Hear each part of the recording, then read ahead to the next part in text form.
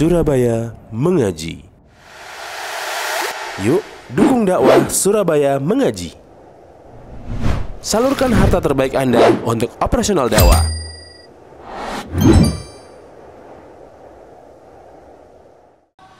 Apalagi kita bisa melihat fenomena pemuda zaman sekarang. Masya Allah, gunung didaki, ya enggak?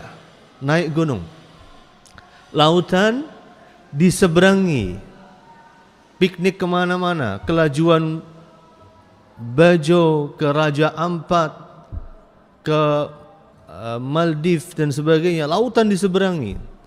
Tetapi masjid cuman dilewati. Ya enggak? Pemuda zaman sekarang kayak gitu. Kalau kita lihat pengajian-pengajian hari ini, isinya itu orang-orang sepuh. Isinya orang-orang yang sudah tua, ateis. Salahnya itu sebagaimana disebutkan oleh Rasulullah SAW dalam sebuah riwayat bahwa kullu mauludin yuladu 'alal fitrah. Setiap manusia itu dilahirkan di atas fitrah. Di atas fitrah, yang dimaksud dengan fitrah di sini adalah fitrah keimanan, fitrah ketauhidan, fitrah ketaatan, fitrah ketakwaan, fitrah berbuat kebaikan, fitrah menyebarkan kebajikan. Itu fitrah manusia. Kullu mauludin yuladu 'alal fitrah, fa abawahu yuhawwidanihi, fa abawahu yunassiranihi, fa abawahu yumajjisanihi. Bapaknya lah, ibunya lah yang menjadikan anak ini jadi seorang Nasrani. Bapaknya, ibunya lah yang mengkondisikan anaknya ini menjadi seorang Yahudi. Bapaknya lah, anaknya lah, ibunya lah yang menjadikan dia seorang Majusi. Bapaknya lah dan ibunya lah yang membuat anak kita jadi kecanduan gadget.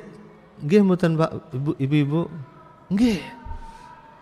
Jadi kalau kemudian ada pertanyaan, Pak Ustadz, Bu Ustadzah, ini gimana ya? Anak saya kok kecanduan HP.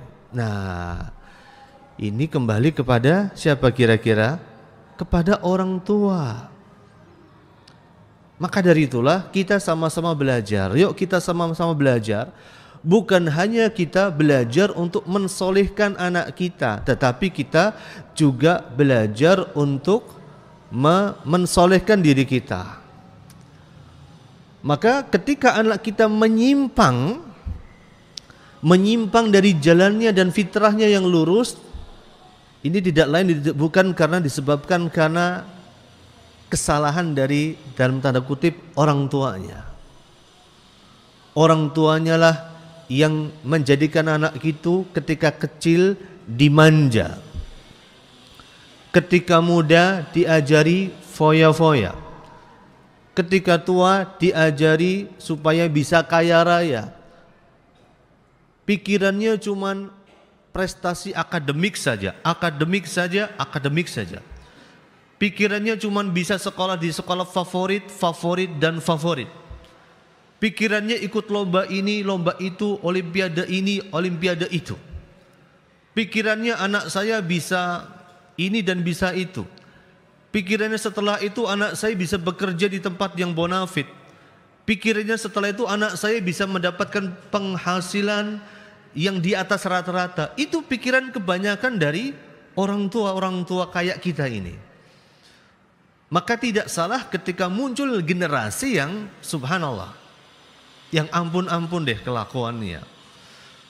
Karena sejak kecil dimanja, sejak muda diajari foya-foya, ketika tua disetting untuk bisa hidup kaya raya, dan pinginnya setelah itu masuk surga. Subhanallah.